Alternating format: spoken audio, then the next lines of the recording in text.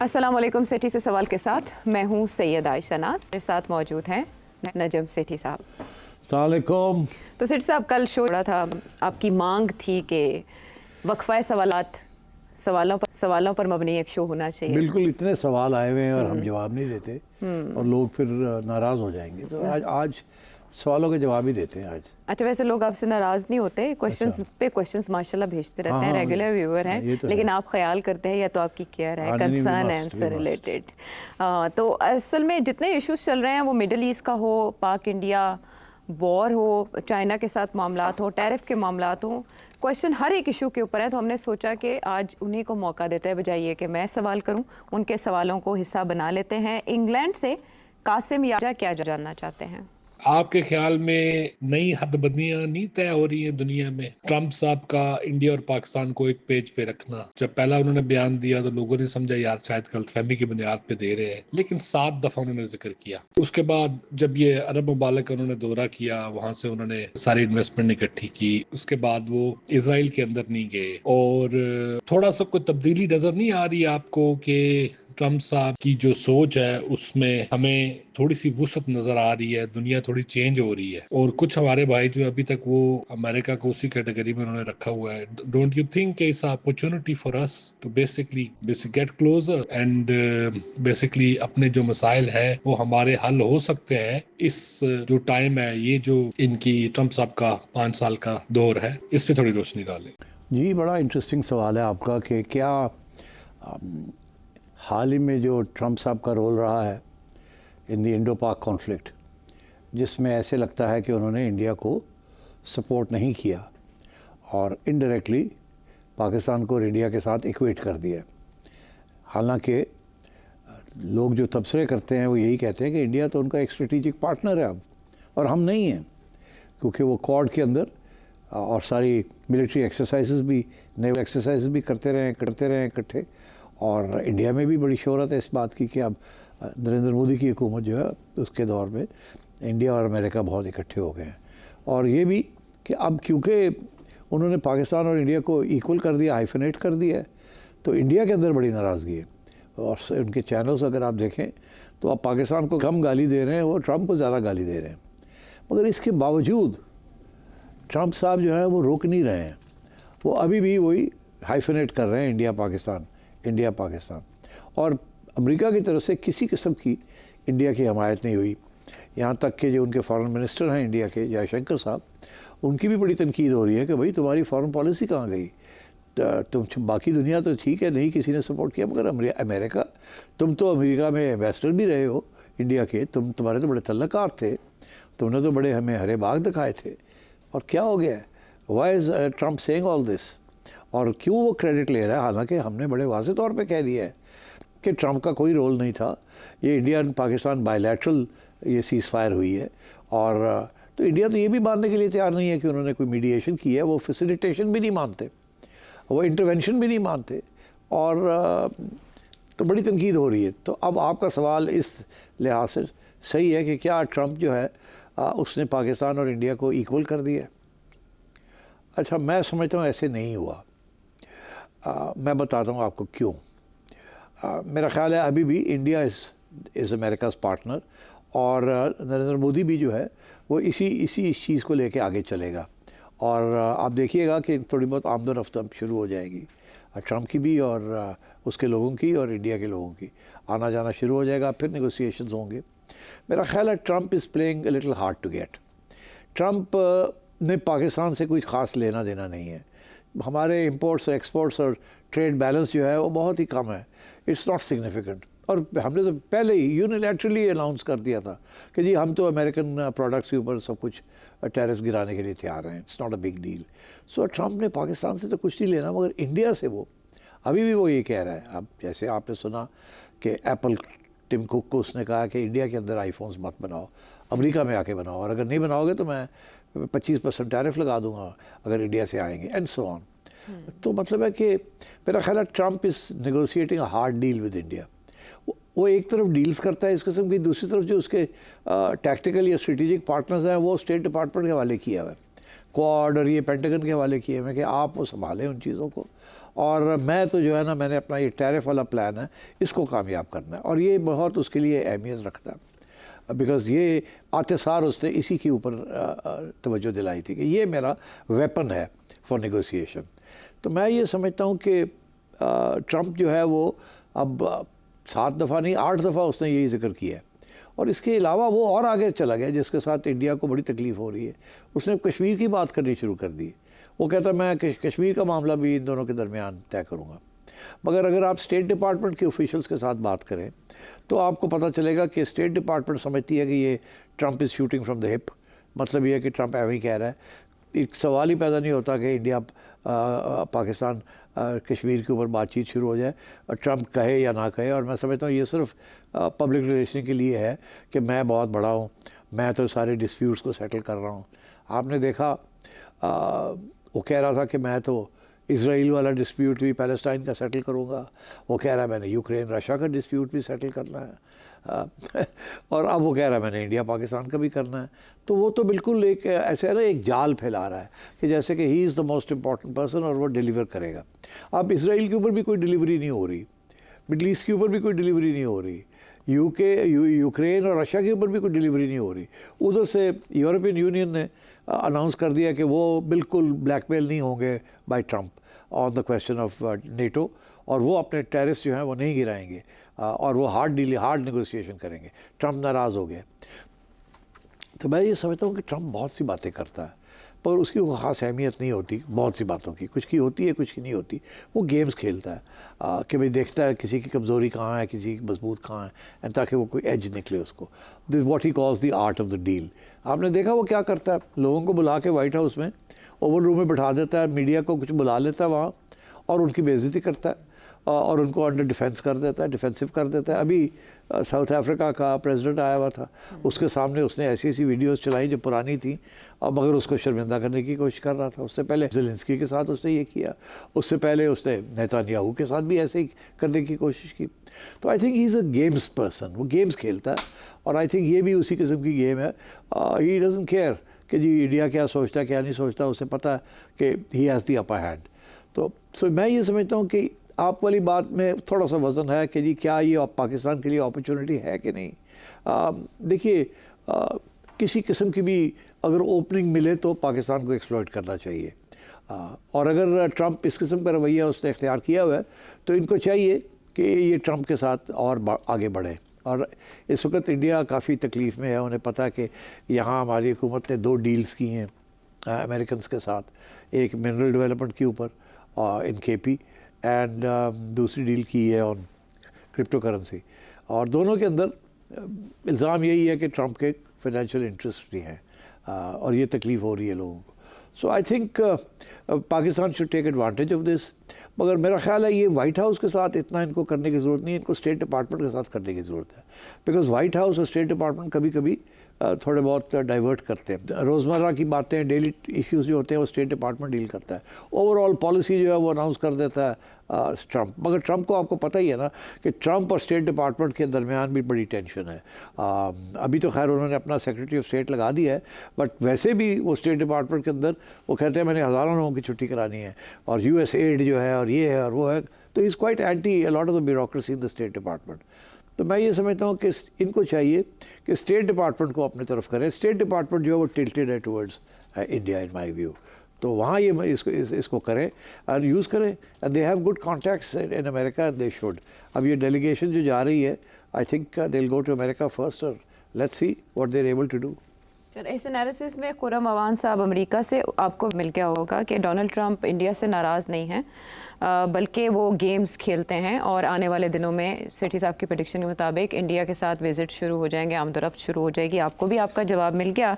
अब अली कराची से क्या जानना चाहते हैं? भारत इस वक्त जो है वो इंटरनेशनली बहुत ज़्यादा दबाव का शिकार है। बहुत सारे इंटरनेशनल मैगजीन्स, बहुत सारे इंटरनेशनल न्यूज़पेपर्स और बहुत सारा जो इंटरनेशनल मीडिया है वो इस वक्त इंडिया के अगेंस्ट लिख रहा है। ये इंटरनेशनल कम्युनिटी का जो रोमांस है वो इंडिया के साथ कैसे ख़त्म हुआ? दूसरा, इंडिया का जितना वॉर के ऊपर जो कुछ उन्होंने सोचा था वो तो कुछ हुआ नहीं। उनका बासिवाय ब्राह्मोस मिसाइल सिस्टम जो है, वेपन सिस्टम जो है, उसके अलावा कोई और वेपन पाकिस्तान को उस तरह से नुकसान नहीं पहुँचा सका। चाहे वो रफाल हो, चाहे वो Su-35 हो, या MiG-29 हो, हुई है, MiG-21 तो पहले ही मार खा चुका है। इतने सारी जगहों पे हिंदुस्तान ने हमसे मार खाई है और उनका फाइनली जो S-400 था वो भी तबाह हुआ। तो क्या हिंदुस्तान फिर भी जुर्रत करेगा पाकिस्तान पर हमला करने की, या फिर किसी अन्य बिल्ली खंबा नोचे और उसकी तरह पानी वानी बंद करेगा और ये जो टेररिस्ट एक्टिविटीज़ हैं इनको बढ़ाएगा?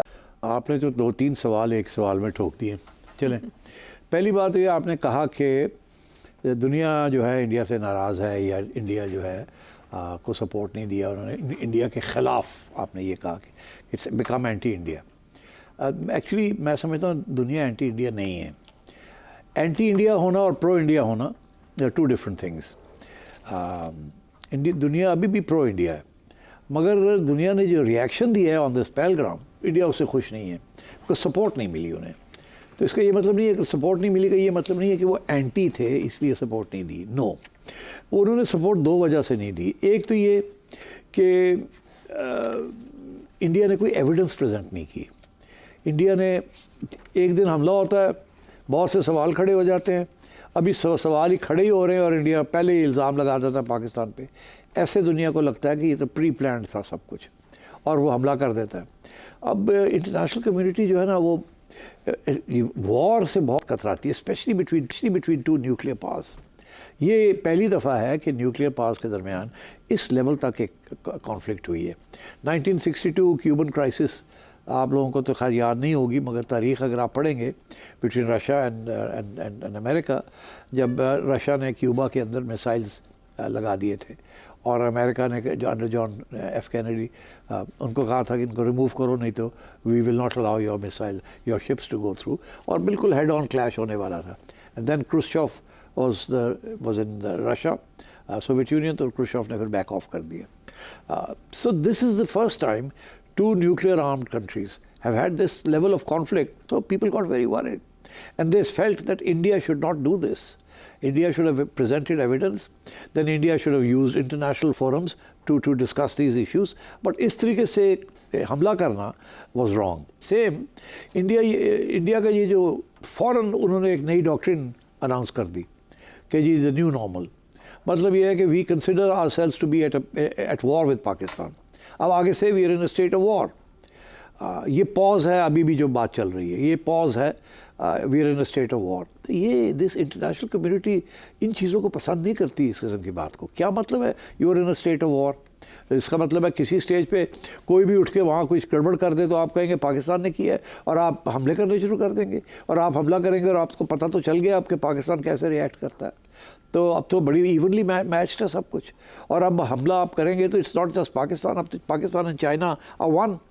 तो ये आप किधर ले जाना चाह रहे हैं? ये तो बहुत जल्दी एस्केलेट कर जाएगा टू न्यूक्लियर टेंशंस। तो ये भी वजह है कि इंडिया को सपोर्ट नहीं किया इंटरनेशनल कम्युनिटी ने। So there are these 2 reasons, no evidence and then secondly the India's new normal doctrine जो है, दुनिया इसको सपोर्ट नहीं कर रही बिकॉज दे थिंक कि ये बिल्कुल एक रेसिपी है for further escalation next time something like this happens. तो I think एक तो ये, this is to answer your question. दूसरी बात ये है कि it is also true that in international community का romance with India is wearing thin. और ये 2 इसकी वजूहत है मेजर, एक लॉन्ग टर्म वजूहत है और एक शॉर्ट टर्म। लॉन्ग टर्म वजूहत ये है कि बीजेपी की जो फ़लसफ़ा है ना, it's not selling in the world. दुनिया जो है वो Europe, specially the international community is secular. ये जो इंडिया के अंदर जो हो रहा है ये तो एंटी सेकुलर है। सो this is a very rabid Hindutva ideology, और जिसके साथ इंडिया के अंदर माइनॉरिटीज़ आर फीलिंग अप्रेस्ड। पहली दफ़ा इंडिया का ह्यूमन राइट्स रिकॉर्ड जो है वो इंटरनेशनल कम्युनिटी है, और आप देखिए ह्यूमन राइट्स इंडेक्स की इंडिया इज स्लिपिंग। तो इंडिया का जो ग्रेट रोमांस था was with the idea of India. Idea of India Nehru ने बनाया था। What was the idea of India? A pluralistic democratic country, free elections, regular elections, no military overhang, and most important, so many states, good federal system, workable federal system. It was a model of how an underdeveloped country should set up its political system and try and develop. तो वो जो romance है ना, which is why क्योंकि इतने cultures वहाँ flourish कर रहे थे for all those years except for the last 10 years कि दुनिया आती थी देखने के लिए. India was one of the biggest tourist centres in the world, अभी भी है. But what has happened is that the BJP and RSS का जो आइडियोलॉजी है और जिस तरीके से उसको इम्प्लीमेंट किया गया है, ये दुनिया इस चीज़ को पसंद नहीं करती. It is counter productive in terms of the image of India. तो इमेज के साथ ही तो रोमांस था कि India was a fair country. It's no longer a fair country. India's democracy is failing at the edges, authoritarianism, populism, these are all things that the international community frowns upon. तो मैं ये समझता हूँ कि the idea of India उसको भी बड़ा धक्का लगा under Narendra Modi because he's trying to create a new idea of India. वो एक civilizational religious idea create करने की कोशिश कर रहा है which is not acceptable to the secular community at large. तो आई थिंक ये this is been the long term thing. Short term में आपको मैं बताऊं कि ये इंडिया ने जो अब अपने मसल्स फ्लेक्स करने शुरू कर दिए ना, जिस जो शुरू उन्होंने सिखों के ख़िलाफ़ किया और अब ये पाकिस्तान के ख़िलाफ़ कर रहे हैं और वो रिबाउंड कर गया. वो आपने देखा कितने, अब कनाडा जैसा पीसफुल मुल्क, आज तक कनाडा का झगड़ा किसी के साथ नहीं हुआ. पहला झगड़ा उनका अगर हुआ तो इंडिया के साथ हुआ बिकॉज इंडिया डीप स्टेट ने जाके वहाँ सिखों को मर्डर करने का प्लान्स बनाए हुए थे. अमेरिका में भी ऐसे ही हुआ, यूके में भी ऐसे ही हुआ. तो दे आर शॉक्ड कि यार ये इंडिया की deep state, what are they doing. ये तो अक्रॉस द बॉर्डर टेररिज्म कर रहे हैं और स्टेट टेररिज्म कर रहे हैं. So I think this sort of aggressive deep state policies, authoritarianism, unaccountability, religious fundamentalism, minorities की no protection and so on. I think ये these are the issues इस वक्त जो इंडिया को सपोर्ट नहीं मिल रही. और पाकिस्तान इज़ लकी कि एक ज़माना था, आपको याद होगा ज़ियाउल हक साहब का ज़माना था कि हमारे ऊपर भी इसी किस्म की पाबंदियाँ लग रही थी. लोग कह रहे थे यहाँ क्या कर रहा है, किस किस्म की इस्लामाइजेशन कर रहा है, एक्सट्रीमिज़म फैल रही है, एजुकेशन सिस्टम चेंज कर रहे हैं and so on and so forth. पाकिस्तानियत ख़त्म हो रही है, कुछ नई चीज़ बन रही है. तो आई थिंक इंडिया के अंदर भी कुछ लोग हैं वो यही कहते हैं कि पाकिस्तान जिस फेज़ में से गुज़रा है, जिसके असरात अभी भी हमें नज़र आते हैं, इंडिया उस फेज़ में से अब गुज़र रहा है. लोग कहते हैं India is the new Pakistan और the new old Pakistan. I think general Musharraf ने कुछ रिवर्स करने की कोशिश की थी, कुछ हद तक कामयाब रहे. बट अभी भी as you can see we are a deeply religious society, or religion has crept into our politics as well, and this is something the international community doesn't like because उन्होंने तो state and religion को separate किया हुआ है and so on. तो I think India, the romance of India is in trouble. The idea of India जिसके बारे में बहुत कुछ लिखा गया है कि what was that great idea of India, unity in diversity, let 100 flowers bouquet, वो ये नरियो इस किस्म की बातें करता था. So I think these are the short term and long term reasons that India is not sort of in the same romantic terms and idealistic terms जो पहले था. ठीक है. परवेज़ मुशर्रफ तस्करा किया एनलाइटेंड इस्लाम की उन्होंने जो कोशिश की थी, इसके अलावा उन्होंने एक और ज़िम्न में भी कोशिश की थी 4 निकाती हल दे के मसला कश्मीर का. उसी से जुड़ा एक सवाल लाहौर से अदील साहब ने पूछा है. आज से पहले जितनी भी कोशिश हुई मसला कश्मीर हल करने के लिए, पाकिस्तान और इंडिया के दरमियान किन मामला पर कंसेंसस था, और आपके नज़दीक जब भी मसला कश्मीर हल होगा तो वो किन मामला पर होगा? छोटा सा short lesson in history. Kashmir को सीरियसली डिस्कस एक आध ओकेजन पे हुआ है. I think the first major attempt was made by Nawaz Sharif जब उन्होंने बस डिप्लोमेसी की. आपको याद होगा या पढ़ा होगा आपने कि 1999 में उन्होंने इंडियन प्राइम मिनिस्टर वाजपेयी साहब को दावत दी थी और वो बस में आए थे लाहौर, और यहाँ लाहौर में बाग़ जनाब में उनकी रिसेप्शन भी हुई थी. और उन्होंने उस वक़्त आके ये तस्लीम किया पहली दफ़ा, एक इंडियन लीडर ने, वो भी बीजेपी लीडर ने, that India accepts the idea of Pakistan as a separate state, valid state, legitimate state. ये बहुत बड़ी डेवलपमेंट थी for the BJP to say this.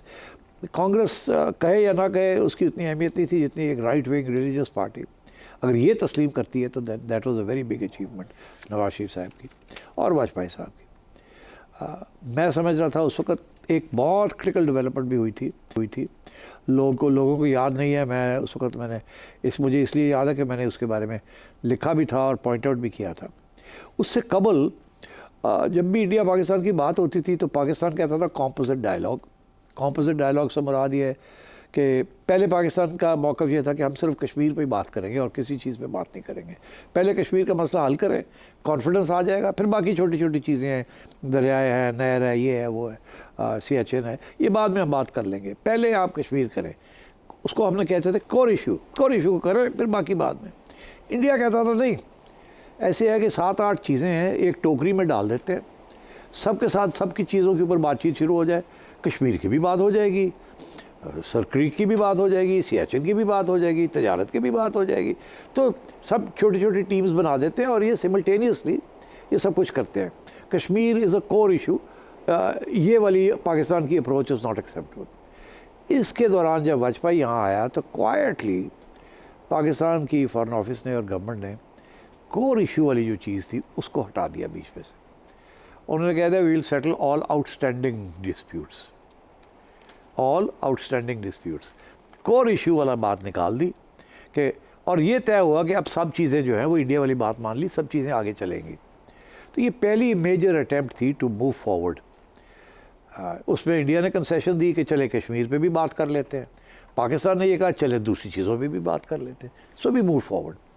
Unfortunately उस वक्त की जो मिलिट्री इस्टेब्लिशमेंट थी led by general Musharraf, they thought कि ये बड़ी ग्रेट बिट्रेयल है, इंडिया के साथ तो दुश्मन है, ये क्या होने जा रहा है, और उन्होंने इसको साबोटाज कर दिया बाय कारगिल। और वो जो सारा नॉर्मलाइजेशन का जो प्रोसेस शुरू हुआ था, जो नवाज शरीफ ने किया था, वो ख़त्म हो गया।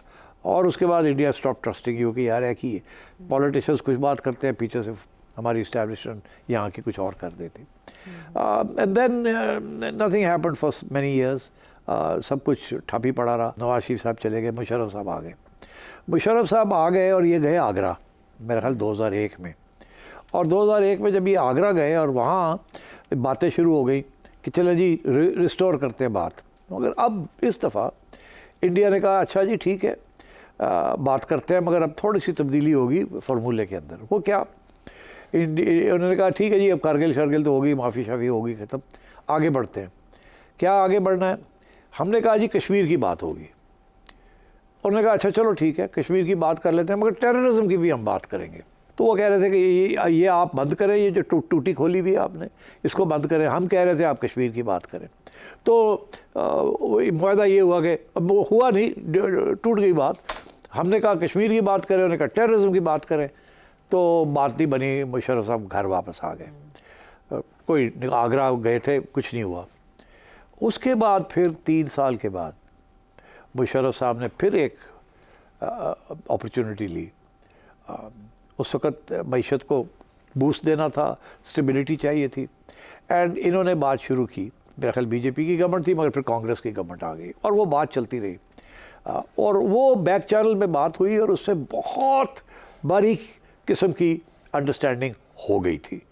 और वो बात अब आगे बढ़नी थी और वो आगे नहीं बढ़ी, क्योंकि मुशर्रफ साहब की हो गई छुट्टी। वो क्या थी बात, उसमें 4 पॉइंट्स थे, और वो बैक चैनल से नेगोशिएट हो गई थी। अगर मुशर्रफ 1 साल भी और रह जाता तो मनमोहन सिंह थे वहाँ, वो हो जानी थी, मोहर लग जानी थी, कश्मीर सेटल हो जाना था। सेटलमेंट मोटी मोटी बात यही थी कि ये प्लेबिसिट शेबिसिट ये भी भूल जाए, ये 50 साल के बाद इसको 50 years later we'll raise this question, अभी ये प्रीमेच्योर है, इसको छोड़ दें। इन द मीन वाइल क्या करना है, दोनों कश्मीर जो हैं, हमारा भी और उनका भी, इनके दरमियान जो लाइन है वो उसको ज़रा रबर लेके ना मिटा दें और इनको आना जाना शुरू कर दें, तजारत कर दें, उधर की इधर आए, इधर की उधर जाएं, कॉन्फिडेंस बिल्डिंग हो, अमन की बात हो, और लड़ाई झगड़े हम आपस के बंद कर दें। ऑटोनॉमी आप दे दें, हम दे देते हैं, और लाइन को निकाल देते हैं। तो इसके ऊपर हो गई थी बात कि चलो जी this is the best way out, लड़ाई झगड़े भी ख़त्म हो जाएंगे और कश्मीरी भी खुश हो जाएंगे। देन मुशर्रफ की छुट्टी हो गई और उसके बाद बड़ी इंटरेस्टिंग बात है, और यहाँ मैं ख़त्म करूँगा, मुंबई हो गया। मुशर्रफ साहब 2008 अगस्त में, जहाँ तक मुझे याद है, इनके ऊपर धमकी दी जरदारी साहब ने और नवाज शरीफ साहब ने, कहा कि हम आपको इम्पीच करेंगे, आप छुट्टी करें, नहीं तो इम्पीचमेंट होगी आपकी। मुशर्रफ साहब ने रिज़ाइन किया और अगस्त में चले गए। नवंबर दिसंबर है मेरा ख्याल है कि मुंबई के अंदर अटैक हो गया, वो कसाब एंड अदर्स। तो वो अगर कोई चीज़ मुशर्रफ की आगे बढ़नी थी under the new government in Pakistan, वो रह गई। और वो दिन है, आज का दिन है, कोई फिर सीरियस कॉन्वर्सेशन कश्मीर पे नहीं हुई। और ये भी जो अभी आप बात जो कर रहे हैं, ये जो डोनाल्ड ट्रंप कर रहा है, इट इज़ नॉट सीरियस। सवाल ही पैदा नहीं होता कि इंडिया आपके साथ कश्मीर के ऊपर बात करे। वो कौन से हालात होंगे, कब होंगे, कैसे, कौन उधर होगा, कौन इधर होगा, जब इस किस्म की बात आगे बढ़ेगी या नहीं भी बढ़ेगी, आई कांट से। बट अभी कोई चांस नहीं है कि कश्मीर के ऊपर कोई बात हो सके। ठीक है, ये है पस मंज़र कश्मीर के मसले का। लेकिन भारत का मुस्तकबिल क्या है, भारत कैसे फंस गया है? राजा वलीद जो सवाल पूछ रहे हैं वो शामिल करेंगे एक ब्रेक के बाद।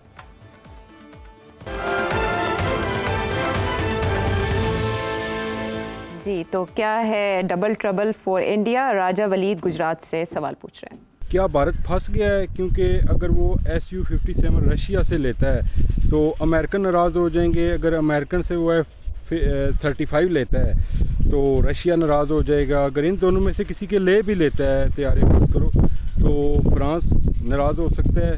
तो आप इस सिलसिले में क्या कहते हैं? देखिए भाई साहब, कोई नाराज़ होने वाली बात नहीं है। अगर इंडिया अमेरिका से F-35 लेता है तो Russia will not be no big deal. अगर इधर से वो रशियन है वेपन्स लेते हैं, नो बिग डील। ये इशू नहीं है कि किससे हथियार लेता है और किससे नहीं लेता और कौन नाराज़ होगा या नहीं होगा।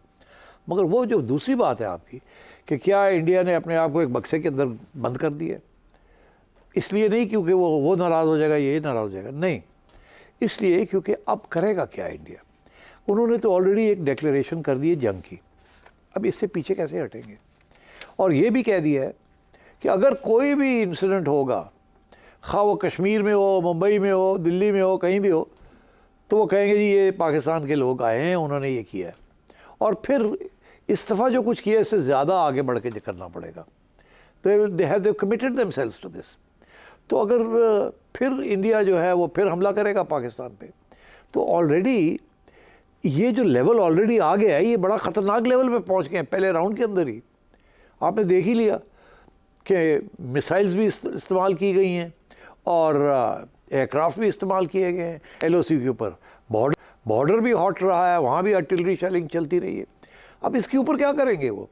और उन्होंने तो आपकी मिसाइल्स आपके शहरों के ठिकाना के ऊपर लगा भी दी हैं। तो अब रह क्या गया है? ड्रोन्स भी उनकी आ गई हैं यहाँ। तो उन्होंने तो जो भी उनके पास था, दे थ्रोन इट एट यू, और आपने काउंटर कर दिया। और उस काउंटर के अंदर आपके नंबर लग गए, उनके नंबर ख़त्म हो गए। तो अब इंडिया जो है वो एक, जैसे कहते हैं, एक वुंडेड टाइगर है और एक बॉक्स के अंदर उसने बंद कर दिया। अगर कोई ऐसा चीज़ होती है तो करना पड़ेगा, नहीं करेगा तो उड़ जाएगा।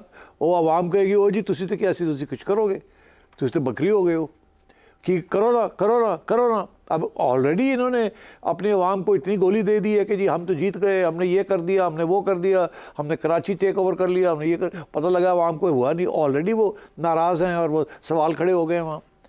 तो फिर जब अगर ऐसी कोई चीज़ होगी तो क्या करेंगे? और ये होनी है। मैं आज थोड़ा सा वक्त हो तो वो भी बताऊंगा क्यों होगी फिर। तो फिर इंडिया क्या करेगा?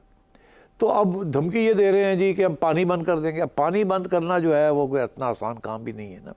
उसको बंद करने के लिए 4-5 साल की प्लानिंग करनी पड़ेगी आपको, और हम चुप करके नहीं बैठेंगे, पहली बात। दूसरी बात ये कहते हैं हम कराची को ब्लॉकेड कर देंगे। अच्छा, वो कर सकते हैं, दे कैन कम एंड उनके जो जहाज़ वहाज़ आ जाएँ, वो आके खड़े हो जाएँ वहाँ और सारी शिपिंग को रोक दें। तो फिर पाकिस्तान क्या करेगा? पाकिस्तान ब्रेक थ्रू करेगा ना। पाकिस्तान विल से रिमूव और एल्स वील अटैक। तो फिर ये फिर फेस टू फेस हो जाएगा, जैसे क्यूबन मिसाइल क्राइसिस 1962 में हुई थी। तो हमारी जहाज़ सबमरीन्स, उनकी जहाज़ ships and submarines, and you will face a crisis there. It's like LOC के ऊपर उधर वो है, इधर है, ये फायरिंग शुरू। तो यहाँ तो फायरिंग की बात नहीं है, यहाँ तो जहाज़ ही डूब देंगे वो। और we have the power to do that, not just in the sea but from the air also. तो फिर ये क्या होगा? यही होगा कि जी जैसे पुराने ज़माने में डॉग फाइट होती थी कि जी 2 उनके गिर गए, एक आपका गिर गया, वो कहेंगे हमारा नहीं गिरा, हम कहेंगे हमारा नहीं गिरा, एंड सो ऑन। तो मगर राउंड तो हो गया ना। और फिर ये these are very expensive propositions, and so my sense is कि India is in trouble. India's government is in trouble because उन्होंने डिलीवरी नहीं दी। India's media is in trouble because उन्होंने झूठ बोला, आवाम को आहिस्ता आहिस्ता पता चलना शुरू हो गया। India's air force is in trouble because उनकी नाअहली जो है वो नज़र आ गई है। India's army is in trouble because they couldn't put up a good fight on the LOC also. तो रह क्या गया अब? And India's foreign office is in trouble because उनकी सारी जो थिंकिंग थी अबाउट कि हम ये कर लेंगे, ये सपोर्ट मिलेगा, वो सपोर्ट मिलेगा, वो तो नहीं मिला। On top of the Donald Trump जो हर रोज़ कोई ना कोई दाना डाल देता है इनको नाराज़ करने के लिए। तो India has boxed itself in. India ने बहुत जल्दबाजी की है। उसका ख्याल था सपोर्ट मिलेगी इंटरनेशनली, उसको नहीं मिली। अब वो पीछे हट नहीं सकते, आगे जा नहीं सकते, तो अब करेंगे क्या? And I think that is where Congress and opposition जो है वो अब इनके गले पड़ेगी। And so but at the same time इस किस्म की सिचुएशन में लोग डेस्परेट हो जाते हैं। नरेंद्र मोदी के तो बड़े प्लान्स हैं कि अगले 10 साल उसने हुकूमत करनी है, मगर आज के हालात के अंदर आज आप अगर इलेक्शन कराएं तो शायद मेरा ख्याल है he might just scrap through. अभी आगे इलेक्शन आ रहे हैं ना, तो बिहार में आ रहे हैं ना, तो वो देखिएगा वहाँ क्या होता है, किस तरीके से लोग रिएक्ट करते हैं, वो तो उसकी गढ़ है। मगर ये जो एक सिनिसिज्म है ना कि ये झूठ बोला गया हमारे साथ, he is failed, this will have an effect on him. और क्या वो डेस्परेशन में फिर कुछ करता है या नहीं करता? अगर करता है तो उसके नताइज क्या होंगे? सो आई थिंक आगे बड़ी टेंस सिचुएशन डेवलप हो रही है, स्पेशली विद इन इंडिया।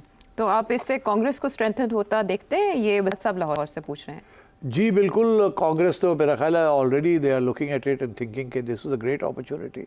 और कांग्रेस के अंदर और पार्लियामेंट के अंदर सवाल खड़े हो गए। आई मीन 2-3 मोटे मोटे सवाल हैं कि भाई आपने कैसे कह दिया कि ये पाकिस्तान ने किया है? आपने क्या तफ्तीश की है? आप तो बंदा नहीं एक पकड़ सके। आप कहते हैं यहाँ से आए, यहाँ से आए, यहाँ से आए, मगर आपको एक बंदा नहीं आपने पकड़ा अभी तक। आपने कोई इंक्वायरी भी नहीं की, हमें बताया नहीं, पार्लियामेंट को भी कॉन्फिडेंस में नहीं लिया। यहाँ तक कि एयरफोर्स के लोग आते हैं, हम उनसे पूछते हैं कितने जहाज़ गिरे, आप तो हमें वो भी नहीं बताते। कहते हैं नेशनल सिक्योरिटी में, पार्लियामेंट को नहीं बता सकते। तो दिस इज़ वीकनेस। और ये कांग्रेस इस वक्त स्मेल कर रही है कि ये अच्छा मौका है to attack. But don't forget BJP इस वक्त सारे इंडिया में छाई हुई है एंड कांग्रेस बेचारी बैकफुट पे सिमटी हुई है। तो काफ़ी अरसे से Rahul Gandhi has not demonstrated उस किस्म की लीडरशिप या करिश्मा जो लीडर्स में होता है। नरेंद्र मोदी की प्रोपेगेंडा मशीन बहुत ज़बरदस्त है, जैसे यहाँ खान साहब की है और नूरली की नहीं है, वहाँ कांग्रेस की कोई ख़ास नहीं है। यहाँ तक कि कांग्रेस के शशि थरूर साहब जो है वो बीजेपी के स्पोक्समैन बन गए हैं। इतना प्रेशर है एंड सो ऑन। तो I think Congress will try to take advantage. आहिस्ता आहिस्ता खुल के बात होगी, वहाँ और भी बातें आहिस्ता आहिस्ता निकलेगी। अभी इंडिया के मीडिया के अंदर से भी सवाल खड़े होने शुरू हो गए हैं और मेरा ख्याल है अगले 30 दिन के अंदर अंदर नई अच्छी इंटरेस्टिंग डेवलपमेंट्स होंगी। मुझे जो सबसे ज़्यादा जो डर लगता है वो यही है कि अगर कोई और इस किस्म का हादसा हो गया, कोई अटैक आ गई, कोई लोग मारे गए, वेदर मिलिट्री और सिविलियंस, तो नरेंद्र मोदी एक डेस्परेट किस्म का शख्स है, क्या करेगा आई डोंट नो। अगर नहीं कुछ करता इज़ इन ट्रबल, अगर करता है तो then they will be an escalation. We are ready, हमने डेमोन्स्ट्रेट कर दिया है and China is giving us the best weapons and China standing solidly with us. लोग इंडिया में यही कह रहे हैं कि नाउ बी केयरफुल। आपका ख्याल था आप पाकिस्तान के साथ लड़ने जा रहे हैं, पता ये चला कि पाकिस्तान के साथ चाइना खड़ा था। अब तो चाइना ने अपनी शक्ल भी छुपाने की कोशिश नहीं की, तो खुल के आ गए हैं। तो आई थिंक वो जो इस वक्त जो कहा जा रहा है ना कि एक डब्बा है उसके अंदर नरेंद्र मोदी ने कूदा है, ऊपर से डब्बा बंद करके अंदर बैठ गया। अब क्या करेगा? डब्बा खोल कर निकलता है तो बाहर वहाँ bullets are flying, political bullets, और अगर बीच में बैठा रहता है तो सांस घुट जाएगा। So I think there is a serious issue with Narendra Modi and the BJP in India right now.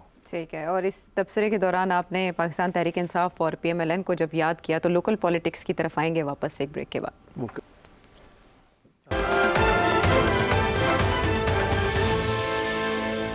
Welcome back to the show. अब ओकाड़ा से डॉक्टर गुलरेज डॉक्टर नजम सेठी साहब से क्या जानना चाह रहे हैं? एंटी स्टैब्लिशमेंट बयानिया जो है ये तो नून लीग का भी हमेशा पहले होता था, जैसे मतलब कि वो स्टेटमेंट ये ख्वाजा आसिफ जैसे बंदे ने दी हुई है, और नवाज शरीफ और मरियम नवाज ने भी मतलब कि दहशतगर्दी है उसके पीछे वर्दी है वाले नारे लगवाए में अपने जलसों में और रायबंड वगैरह में जब ये होते थे ऑपोजिशन में। तो ये पीटीआई को क्यों ज़रा सा भी ये एंटी स्टैब्लिशमेंट होने की वजह से सिर्फ जो है ना इतना अताब का निशाना बनाया जा रहा है? मतलब इसकी क्या वजह है कि पीटीआई को मुसलसल 3 साल से किया जा रहा है? मतलब वो तो इतना सवियर बोलते भी नहीं है, मतलब बोटियां नोच लेंगे वाली जैसी स्टेटमेंट जो वजीर दिफा की है वो तो मतलब ऐसी कभी बात नहीं की, मेरा ख्याल में किसी ने भी ऐसे नहीं बात की। तो इसकी क्या वजह समझ में आती है, कोई आप एक्सप्लेन कर सकते हैं? बिल्कुल एक्सप्लेन कर सकता हूँ। आप माजरत के साथ थोड़ी सिलेक्टिव मेमोरी है। खान साहब ने जो बातें कही हैं और जो पीटीआई ने जो जिस किस्म की एंटी इस्टेब्लिशमेंट बातें की हैं और हथियार इस्तेमाल किए हैं, वो मेरा ख्याल है तारीख़ में, मैंने 70 साल की पाकिस्तान की तारीख़ में ऐसे कभी चीज़ इसके करीब भी नहीं आती। ख्वाजा ने 1-2 दफ़ा मेरा ख्याल है गरजा है, एक आध दफ़ा नवाज शरीफ साहब ने कोई बात की है, एक दफ़ा मुझे याद आता है आसिफ ज़रदारी ने भी बात की थी। मगर मोस्ट इम्पॉर्टेंट कि ये बात करके तो फिर सॉरी करके और आगे बढ़ते हैं और फिर जाके जप्पी पा लेते हैं और in the mean while establishment के अंदर तब्दीली आ जाती है, नए चीफ आ जाते हैं तो ये नए चीफ के साथ गपशप मार के जप्पी पा के बह जाते हैं। That's why they keep coming back. तो अब खान साहब तो बहुत आगे निकल गए ना। खान साहब के वो तो इल्ज़ाम जो है वो तो एक्चुअली बगावत का भी है ना। अगर आप शायद पीटीआई के सपोर्टर हैं इसलिए आपका ख्याल है कि नहीं वो तो फॉल्स फ्लैग ऑपरेशन था या आपने आपको आपने कन्विंस कर लिया, ऐसी बात नहीं है। पीटीआई हैज़ जो पीटीआई ने किया है ये मैंने ऐसी कभी चीज़ नहीं, जो गाली गलोच आपने की है पीटीआई ने, जो खान साहब ने खड़े होके और बातें की हैं आर्मी चीफ़ के ख़िलाफ़, एक्स आर्मी चीफ़ के ख़िलाफ़ भी और करंट आर्मी चीफ़ के ख़िलाफ़ भी एंड सो ऑन, तो ये तो पाकिस्तान की तारीख़ में ऐसी कोई चीज़ नहीं हुई। तो कंपेयर नहीं कर सकते आप। वो एक आध दफ़ा पार्लियामेंट में खड़े होकर किसी ने ख्वाजा साहब ने कह दिया, उसके बाद ख्वाजा साहब लेट गए, तो आप भी लेट जाए ना, तो क्या हो जाएगा? आप लेट जाए, सॉरी कर ले, माफ़ी मांग ले, भाई साहब माफ़ कर दो, असी थोड़े नौकर हाँ, तो चलो गल अगे बढ़ती है। तुसी तो एक गल तो बाद दूजी गल ते आ जाते हो। तो ये आप प्लीज़ मेहरबानी करें रिकॉर्ड को सही रखें कि आपने जो चौके छक्के मारे हैं, मेरा ख्याल है उसके कंपैरिजन में तो मियां नवाज शरीफ ने पीपल्स पार्टी ने इक्का दुक्का ले लिया होगा और वो भी शायद रन आउट हो गए होंगे। अच्छा, ये डॉक्टर गुलरेज जी इसी से ये पॉइंट आपसे जानना चाह रहे हैं कि आप बार बार कहते हैं कि अपने वाइट हॉर्स से नीचे उतरे, पीटीआई को कहते हैं, वो कहते हैं कैसे नीचे उतरे? खान साहब इनविटेशन दे चुके हैं बार बार कि मैं बातचीत को तैयार हूँ। अब वो क्या करें? वो कहें कि मैं करप्शन को लीगल समझता हूँ, या फिर वो ये कहें 9 मई में मुझे फांसी दे दो। हुकूमत के पास ताकत है, तो हुकूमत अपने वाइट हॉर्स से नीचे क्यों नहीं उतरती? आप हुकूमत को क्यों नहीं कहते कि वो आगे बढ़ें और वो बातचीत करें? अच्छा जी, अब आप कह रहे हैं कि जी खान साहब तो वाइट हाउस से उतरे हुए हैं नीचे और वो कह रहे हैं हुकूमत जो है वो वाइट हाउस से नीचे उतरे, यही कह रहे हैं ना आप। और तो एक्चुअली सूरत हाल मेरा ख्याल है 2 हाथ से ताली बजती है। खान साहब कभी कहते हैं मैं हुकूमत के साथ बात करने के लिए तैयार ही नहीं हूँ, मैं तो इस्टेब्लिशमेंट के साथ ही बात करूँगा। तो ये तो फिर खान साहब नहीं ना नीचे उतर रहे, बिकॉज इस्टेब्लिशमेंट ये कहती है हम तो है ही नहीं गेम के अंदर। गेम के अंदर तो गवर्नमेंट है, गवर्नमेंट से बात करें, आगे डिस्कस करें कि अगली इलेक्शन कब होगी, क्या होगा, पार्लियामेंट के आए, आप तो पार्लियामेंट में भी नहीं आते एंड सो ऑन। तो ये नहीं सही बात कि जी गवर्नमेंट तैयार नहीं है। देखिए इस वक्त कुछ 2-3 बड़े संगीन किस्म के इल्ज़ाम लगे हुए हैं खान साहब के ऊपर। One of them is of the 9 May and make no mistake about it. उसके लिए काफ़ी एविडेंस है और मेरा ख्याल अगले 1 आध दिन में जनरल फैज़ को भी सज़ा हो जाएगी, उसके अंदर भी कुछ चीज़ें निकलेंगी कि क्या हुआ और क्या नहीं हुआ। बट चले, दूसरी बात यह है कि नेगोशिएशंस इसलिए आगे नहीं बढ़ती कि खान साहब को कोई ट्रस्ट नहीं करता। खान साहब इतने यू टर्न्स लेते हैं कि नोबडी कोई गारंटी देने के लिए तैयार नहीं है। नवाज शरीफ साहब के लिए तो सऊदी अरेबिया ने गारंटी दे दी थी ना, और आसिफ ज़रदारी ने तो अपनी गारंटी दे दी थी खप्पे पाकिस्तान। तो एंड सो ऑन। तो खान साहब is not ready to talk. वो कहते हैं मेरी बात होगी या किसी और की बात नहीं होगी।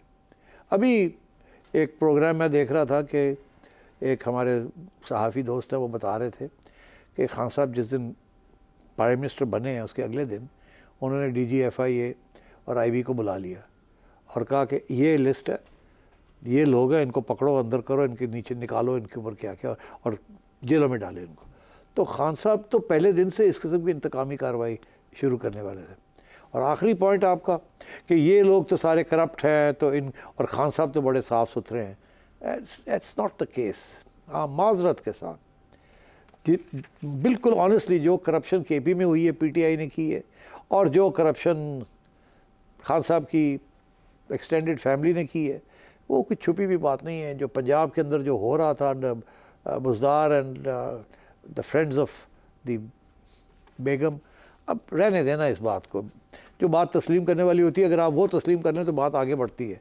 अगर आप वही नहीं तस्लीम करते और ये कहते हैं जी ये तो चोर थे, असी साफ सुथरे स्नो वाइट ना, तो ऐसा काम नहीं चलता। अगर आप होते तो शायद things might have been better, but your government, PTI government has not been like that.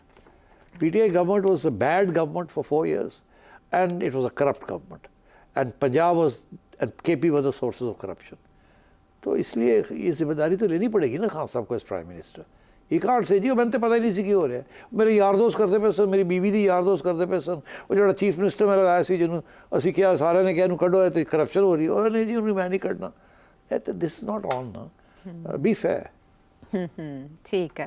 अब शांगला से फजले हादी। पिछले कई प्रोग्रामों में आपने पाकिस्तानी मैशियत के लिए बहुत बुरा आकस दिखाया था, लेकिन अभी सिटी साहब हमने अपनी तवक्कुआत को सीपेक के प्रोजेक्ट्स के साथ लगा दिए हैं, जिसका फर्स्ट फेज मुकम्मल हो चुका है और सेकंड फेज पे अभी काम जारी है, और फिर इसके बाद थर्ड फेज होगा। और खास तौर पर इस प्रोजेक्ट को तो इकोनॉमिक गेम चेंजर कहा गया है, क्योंकि इसमें इंडस्ट्रियल जोन शामिल है, जिसमें यहाँ पे इंडस्ट्रीज लगेगी, और फिर उसके बाद चाइना से बिलियंस ऑफ डॉलर्स की इन्वेस्टमेंट आएगी, और हमारे प्रोडक्ट्स के ऊपर चाइनीज लेबल्स लगेंगे, और इस तरह हमारे एक्सपोर्ट में तेजी आएगी। अब यहाँ पे सबसे अहम सवाल यही है कि क्या सिटी साहब आपको पाकिस्तानी मैशियत के लिए कुछ अच्छे दिन भी नजर आते हैं सीपेक के प्रोजेक्ट्स मुकम्मल होने के बाद? देखिए पाकिस्तान की मैशियत जो है वो संभल गई है।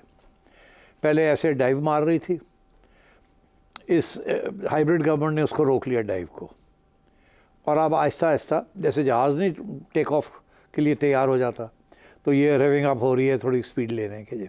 IMF भी ये कहती है कि जो डिफ़ॉल्ट का ख़तरा दूर हो गया, कुछ सख्तियाँ करनी पड़ी हैं, टाइट करनी पड़ी हैं बेल्ट्स, मगर ग्रोथ आहिस्ता आहिस्ता वापस आ रही है। आपका करंट अकाउंट जो है वो भी पॉजिटिव हो गया है, इंपोर्ट्स गिर गई हैं, एक्सपोर्ट्स ठीक हैं, बढ़ सकती हैं मगर बड़ी नहीं, मगर इंपोर्ट्स गिर गई हैं। डिवैल्यूएशन हो रही थी वो रुक गई है, बहुत महंगाई हो रही थी वो रुक गई है। अभी तो कह रहे हैं कि महंगाई का ये 2% से भी ऊपर नहीं है इस वक्त, तो इंडिकेटर्स तो अच्छे हैं। और पहले ये था कि जी 1% ग्रोथ होगी, फिर ये था कि 2% होगी, अब हमें कहा जा रहा है कि 3% इस साल 3%, 2.5% होगी, अगले साल 3.5% पे भी चली जाएगी। तो Aahista Aahista Aahista things are getting right. मगर इसका ये मतलब नहीं खुशहाली आ रही है, वो अभी नहीं आनी। अगर ये ख्याल है आपका कि रातों रात इंडस्ट्रीज़ लग जाएंगी, फॉरेन इन्वेस्टमेंट आ जाएगी, स्टेबिलिटी हो जाएगी, टैक्सेस कलेक्ट होने शुरू हो जाएंगे, it's not going to happen like that. अलबत्ता ये है कि कतरा कतरा दर समुंदर। मगर अगर हिंदुस्तान के साथ ये टेंशन रही, जो कि हिंदुस्तान की कोशिश है कि अब ये सारा वक्त ये टेंशन रहे, उनका ये ख्याल है कि अगर ये टेंशन रहेगी किसी वक्त जंग छिड़ सकती है, तो पाकिस्तान को अपनी डिफेंस अलर्टनेस और सिक्योरिटी के ऊपर और पैसे खर्च करने पड़ेंगे। इंडिया की बहुत बड़ी इकॉनमी है, वो संभाल लेंगे, वो 2, 3, 4, 5 अरब डॉलर्स जो है और डिफेंस को दे देंगे, कोई फ़र्क नहीं पड़ता। हमारे लिए प्रॉब्लम, और अभी already military has asked for an increase. वो कहते हैं कि हमारे डिफेंस बजट के लिए पैसे अगले बजट में दें हमें। ज़ाहिर है पैसे खर्च हो गए ना अब इसके बावजूद कि चाइना आपको उधार पे दे रहा है बहुत कुछ, हथियार भी दे रहा है, सब कुछ, मगर eight the same time I think अब टाइट तो करना पड़ेगा। आज की खबर थी कि फेडरल गवर्नमेंट ने कुछ पैसे काट लिए हैं प्रोविंसेस के नेशनल फाइनेंस कमीशन अवार्ड के। वो कह रहे हैं कि आपने ये पैसे दे रहे थे, ये पैसे दे रहे थे, आपने दिए नहीं, हमने आपके पहले ही पैसे ही काट लिए जो हमने आपको देने हैं, उसमें से हमने काट लिए। और अब प्रोविंसेस के ऊपर भी प्रेशर आएगा कि आप मेहरबानी करें, पैसे जितने पहले मिलते थे नहीं मिलेंगे, हमने डिफेंस को देने हैं, या फिर टैक्सेस और बढ़ाने पड़ेंगे, जो कि ऑलरेडी लोग रो रहे हैं इसके ऊपर। और तो मैं समझता हूँ कि बेल्ट टाइटनिंग का फिर वक्त आ गया है, और हो सकता है कि ग्रोथ जो है वो थोड़ी देर के लिए रुक जाए। उसकी वजह यह है कि डेवलपमेंट जो है, जो एक्सपेंडिचर जो डेवलपमेंट के लिए होता है वो कम हो जाएगा, क्योंकि डिफेंस के लिए जाना पड़ेगा। डेवलपमेंट एक्सपेंडिचर जो होता है वो प्रोडक्टिव होता है, डिफेंस एक्सपेंडिचर अनप्रोडक्टिव होता है, इट्स लाइक कंजम्पशन। तो we'll have to give another $1 billion I think to the defence of Pakistan. और अब तो इसमें कोई शक ही नहीं है ना कि you need to do that. जो दुश्मन है वो तो कह रहा है कि मैं तो किसी वक्त चढ़ाई कर सकता हूँ, एंड उसकी तैयारी कर रहा है वो। सो आई थिंक इकॉनमी स्टेबल हो गई है, अब चढ़ने लगी थी तो ये इशू इंडिया के साथ खड़ा हो गया है, जिसकी वजह से अब फिर स्टॉलिंग हो जाएगी और अब रिसोर्सेज जो है डिफेंस में देने पड़ेंगे। और थ्रेट ऑफ वॉर जो है उसके अंदर डेवलपमेंट नहीं हो सकती। कोई पैसा लगाने के लिए तैयार नहीं होगा अगर यही फिक्र होगा कि जी किसी वक्त भी इंडिया के साथ जंग हो सकती है। आपने देखा कोविड के ज़माने में अच्छे खासी चीज़ें बंद हो गई थी। अभी मैं छोटी सी आपको बात बताता हूँ, पॉलिटिकल इंस्टेबिलिटी जो है वो भी आपको तंग करती है, और पॉलिटिकल इंस्टेबिलिटी भी बिल्कुल सरफेस पे है। जैसे वॉर का थ्रेट सरफेस पे है, पॉलिटिकल इंस्टेबिलिटी भी सरफेस है। अभी आपने देखा क्या हुआ, ये पानी पर सिंध के अंदर सिंधी नेशनलिस्ट ने सड़कें बंद कर दी थी, और क्या हुआ, जितनी भी एक्सपोर्ट्स पंजाब से जा रही थी, कंटेनर जा रहे थे, वो 7 दिन के लिए रुक गए। और इस पिछले ये जो महीना गुजरा है, इसमें जो एक्सपोर्ट्स होनी थी वो सारी अब पोस्टपोन हो गई हैं to next month. And so this makes a big difference, political instability. इसी तरीके के साथ थ्रेट ऑफ वॉर। तो अभी आप जो जिस पानी में आप तैर रहे हैं ना, काफ़ी वहाँ गड़बड़ है, वहाँ पानी ऊपर नीचे इधर उधर चल रहा है। अभी वो थंडर स्टॉर्म नहीं आई, मगर वो आ सकती है। Political instability can create problems, and threat of war can actually translate into war, can create problems.